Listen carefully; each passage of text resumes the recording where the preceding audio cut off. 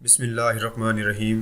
السلام علیکم۔ YouTube channel sweet اسلام پر خوش آمدید۔ اگر آپ نے ابھی تک ہمارا یوٹیوب چینل سویٹ اسلام سبسکرائب نہیں کیا تو پہلے اسے سبسکرائب کر لیجئے اور ساتھ ہی بیل آئیکن پر پریس کیجئے تاکہ ہمارے آنے والی نیو ویڈیوز کی اپڈیٹ آپ تک بر وقت پہنچتی رہے۔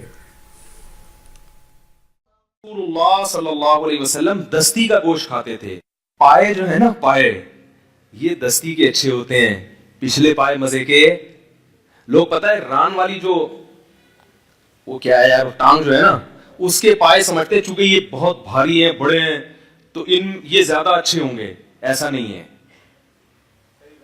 جانور کا جو ویٹ ہے نا، وہ اگلے پاؤں پہ زیادہ ہوتا ہے، پچھلے پاؤں پہ کم۔ پورا ویٹ اگلے پاؤں پہ ہوتا ہے۔ تو وہ جیسے باڈی بلڈر بازوؤں سے جو ویٹ اٹھائے گا تو اس کے بازوؤں میں طاقت، اور جو ویٹ نہیں اٹھاتا اس کے بازوؤں میں طاقت نہیں ہوتی۔ اسی وجہ سے بکرا ہو یا گائے ہو، اس کے جو اگلے پاؤں ہے نا، ان میں طاقت زیادہ ہوتی ہے۔ تو پائے جب پکایا کریں، اگلے ٹانگوں کا پکایا کریں، اس میں رس زیادہ نکلے گا، اس میں چکناٹ اور قوت اور پروٹین زیادہ ہوتے ہیں۔ تو دیکھو نبی صلی اللہ علیہ وسلم کو دستی کا گوشت کیا تھا؟ بکرے کی جو ران ہے نا، جو اگلی ٹانگ، ان کا گوشت پسند تھا۔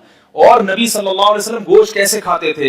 انحش اللحم نحشن، ترمذی میں باب باندھا ہے کہ نبی صلی اللہ علیہ وسلم دانتوں سے گوشت کو ایسے، اس کا اپنا مزہ ہے، چھری سے کاٹنا بھی کھایا ہے آپ